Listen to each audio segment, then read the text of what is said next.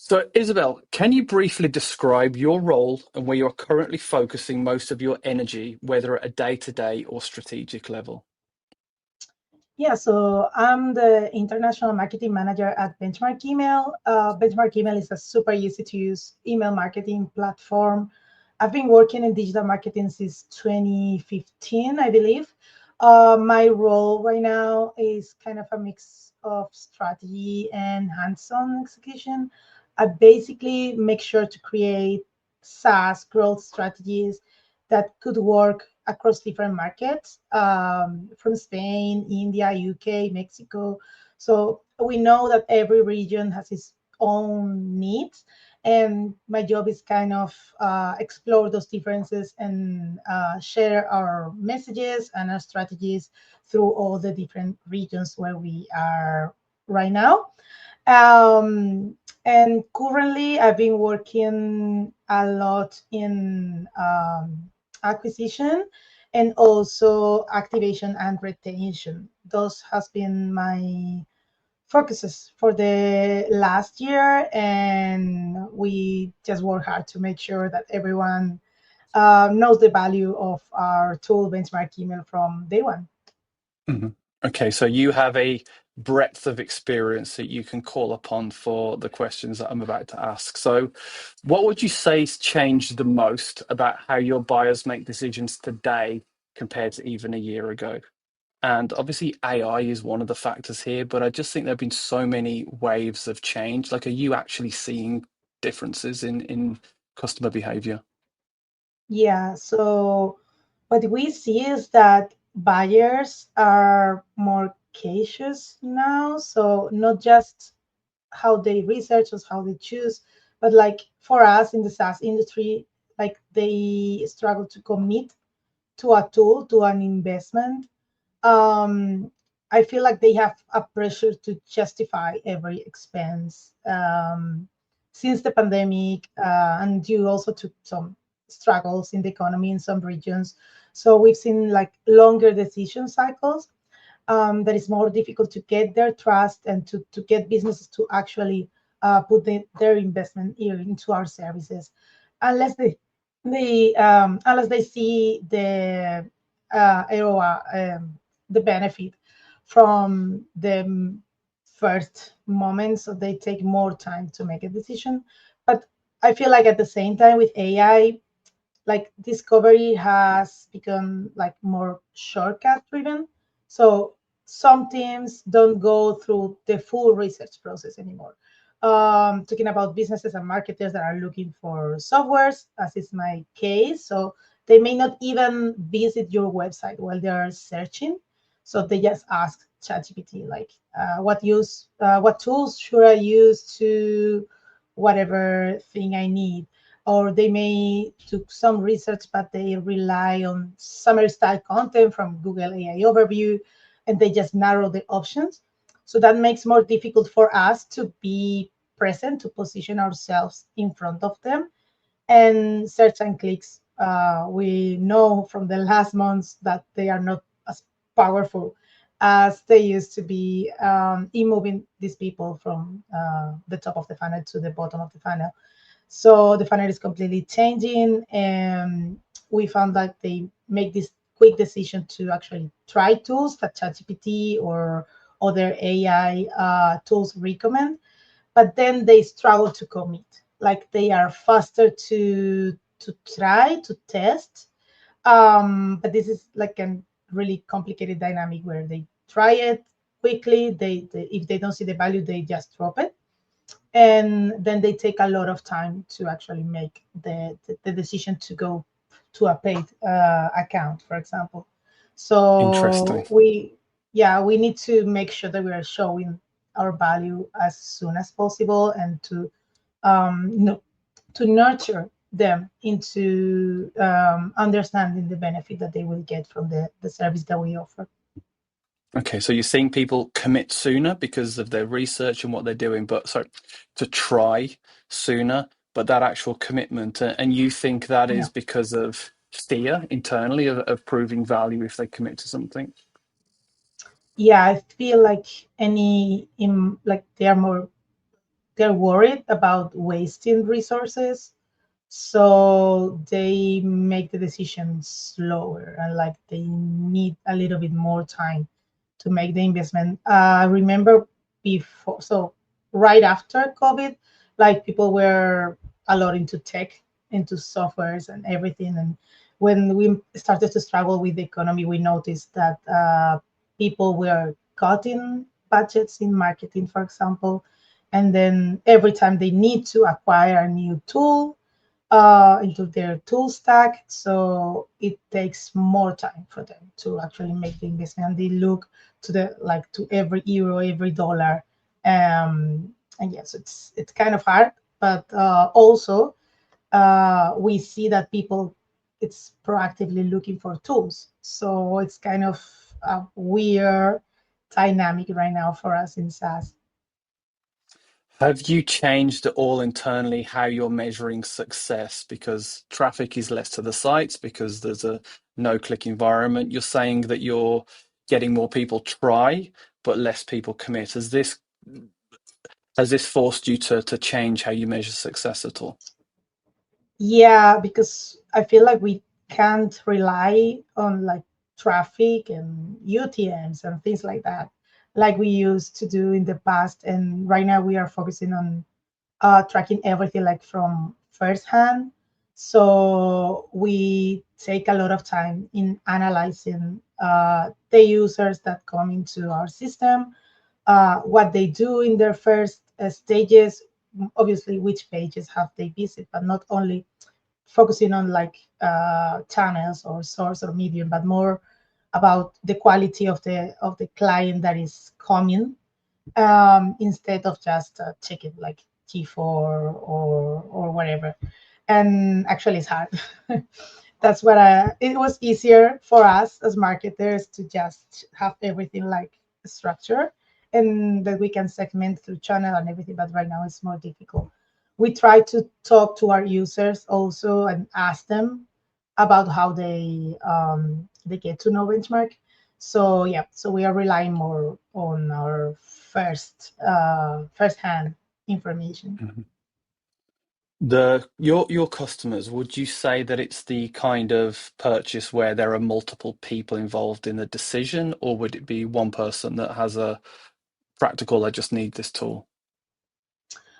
I think usually there are more than one people involved in the decision. So usually the person that starts is probably the marketer. It's the one that looks for tools, and like they have this need of doing email marketing to send information communication to their clients, and they start searching for tools because they are the ones that are actually doing the communication. But then for actually making the decision and making the investment, they need not approval, but maybe like consent from the rest of the marketing team or the operation team. So yeah, we have been more people involved in our decision. Mhm. Do you measure, because this is something I'm always really interested in, that when you, AI is great as a tool for exposure and things, but what it can't do is help those conversations that happen offline when there's a buying team involved, for example, that some person's done the research and they're an internal advocate and they have to convince someone else. Do you see different people from the buying teams come to your site? So they may not be the person who's actually making the purchase, but maybe they were sent a link on Slack or something and they're just kind of checking you out. Do you have the data to see that there are people coming just as researchers who would be part of the committee? It's actually kind of hard to get to know that. Um, we've seen different profiles coming. And sometimes you actually see different people from the same company creating an account in our software, and it's pretty difficult to know which person is going to make the decision at the end. This is something that we get this information right after we actually talk to the user. We chat with them or we email them, and that's where we know who's going to make this decision.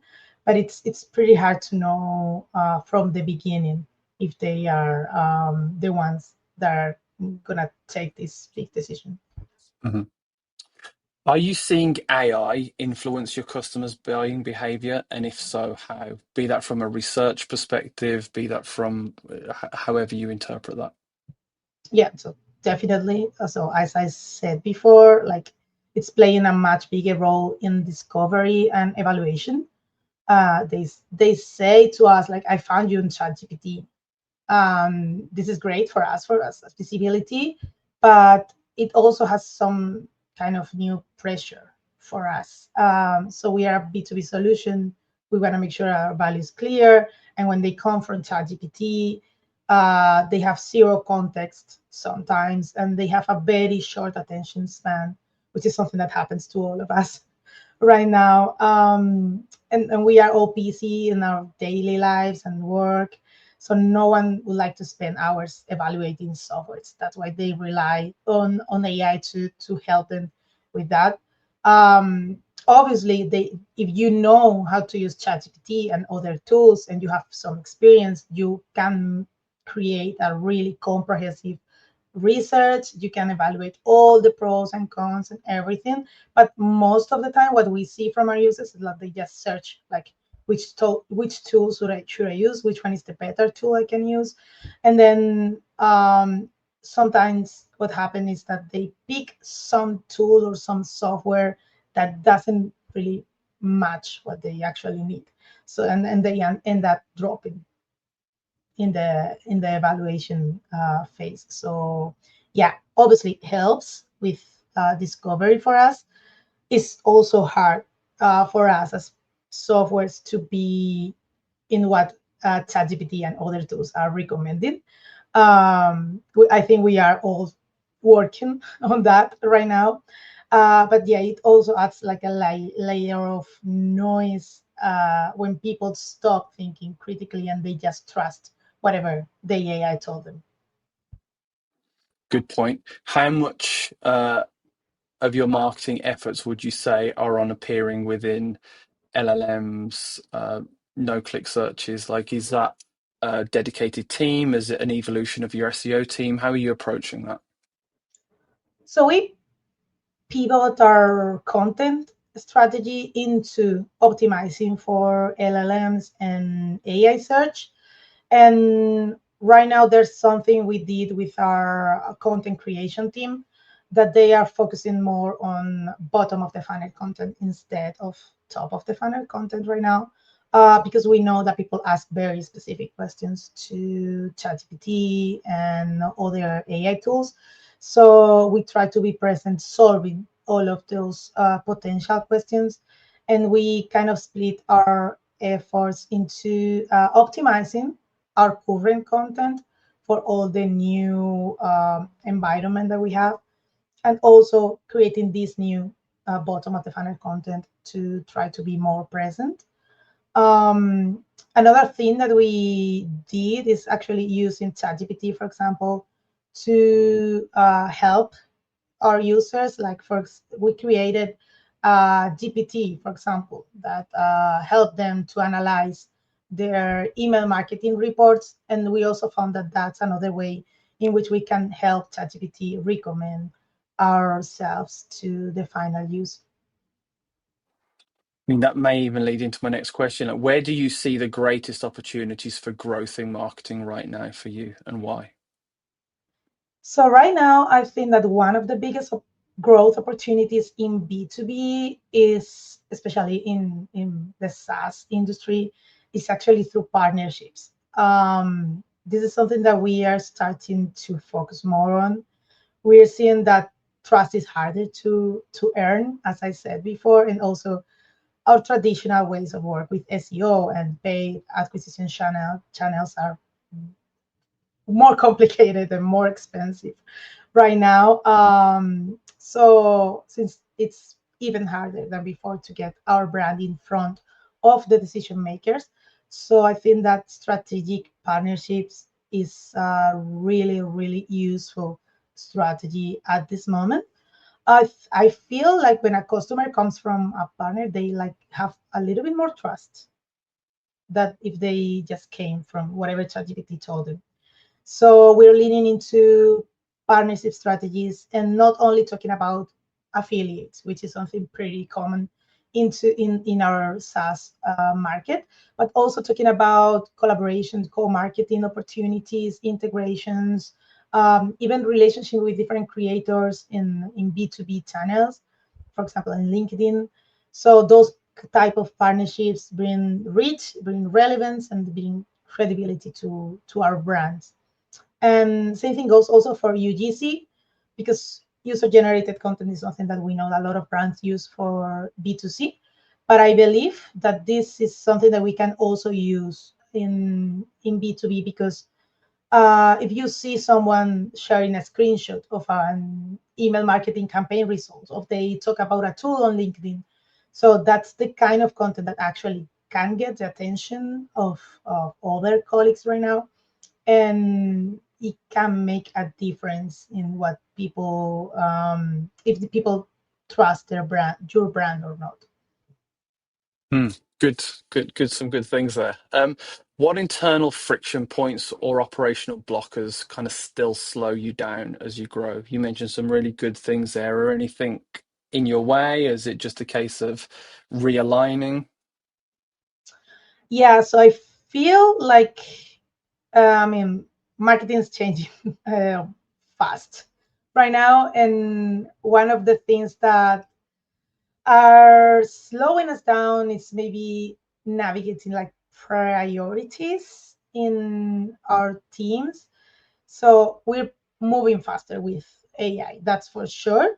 And we also have a super great team at Benchmark.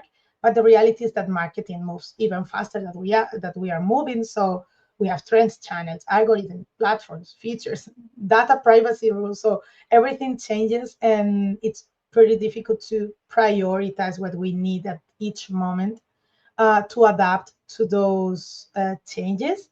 We can see, for example, an opportunity, or for example, we are working on optimization of our current content. And this is something that if there are several teams involved, it's very difficult to prioritize these tasks in our daily day to day. I think this is something that happens in all businesses. I think that's a really good point about prioritization. We always feel that as well, and we see that with our Yeah, clients, especially as you put some focus in something, you run it, you turn LinkedIn on, right, and you see 50 other things that you should be doing, and you're like, oh, what is I know. the thing to do? So yeah, I think there is the information overload as well as only a certain amount of time. Yeah, I think that's a really good point. Yeah, I feel like you need to also spend some time into the prioritization of everything. Like, it's part of the strategy. It's not only like saying, hey, we need to do this, we're missing this, or we have this strategy that we need to implement. You also need some time to actually sit and like, okay, this is our more urgent thing right now, this is what we can do next, this is the people involved. And yeah, it's very difficult to prioritize it, especially in our Mhm. day-to-day work. Yes, and I think that's the importance of having a strategy aligned with the company goals, right? There are so many shiny objects running around now that we should be testing and doing, but Yeah, how does that align to the actual thing that we're trying to do? Yes, it would be nice to do, it would be a great idea, but is that going to really move the needle when you look at all the different metrics? I think that's really important to remember. yeah, totally. What's something that you've stopped doing that others still might be? So we've stopped obsessing about being everywhere all the time. We felt in the past that we have to show up on every channel and test every keyword and like test every trend that comes to us. But eventually, we were spreading ourselves. So there was a lot of wasted energy there. I think our approach now is to like focus more on channels where we can actually deliver real value to the company. Of course, we have email marketing. We also work a lot with smart in-app communication for our software users. We're working on partnerships, as I said before, and also this new targeted content that speak directly to our audience. But we don't want to be like everywhere just because we need to be. we need to be where we actually can deliver something to our ICP, to our buyer persona. And another thing that we also did this year, we made the decision to step back a little bit from pouring money into Google Ads, because something that happens with PPC campaigns is that we struggle to keep the same results with the same cost. Like, we found that cost kept rising, and like, the benefit that you get keeps dropping, and it just didn't make sense to put all your big effort into Google Ads or whatever PPC tool you're using. We try to not cling to what was used to work in the past, and like let go of any bad habits that can help us fast grow Hmm. fast. That's a good point. Did something specifically happen that you said, we don't need to be everywhere, we just need to be in the places that matter? Was it a feeling? Was it a particular piece of analysis? Where did that come from? I think that came from analyzing our current user base. So we noticed that we got way more good quality clients from partnerships and from specific pieces of content. So people that discovered us from specific content, they were more proactive to convert into paid clients. And that's where we say, okay, let's take some time, let's analyze everything.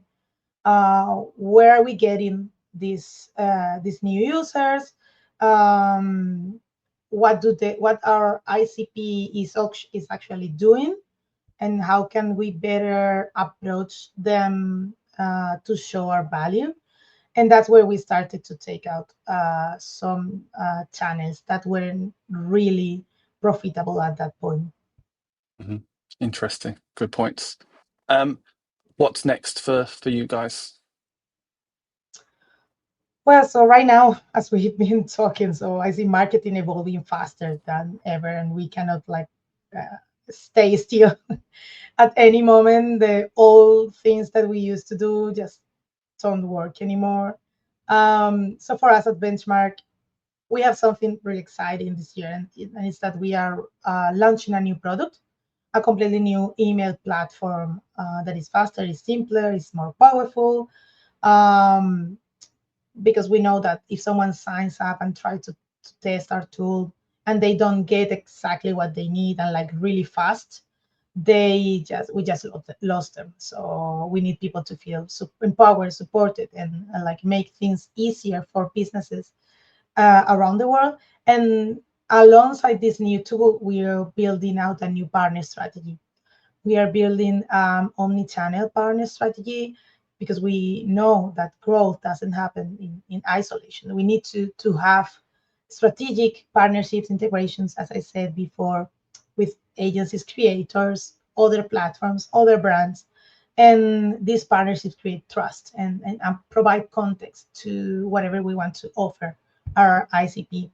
So we are building this strategy at the same time that we're building the new tool. So we have both things in mind, and we want to um, get people to know us in the best way possible through these partnerships. We are also rethinking at this moment our lead generation and website experience too, because we are going to have a completely brand refresh, and it's going to happen pretty soon. So we're actually pretty busy right now working on that, and we want to make sure that whatever we can offer them reflects how people are actually searching, comparing, and deciding at this moment. We want to evolve with the current marketing environment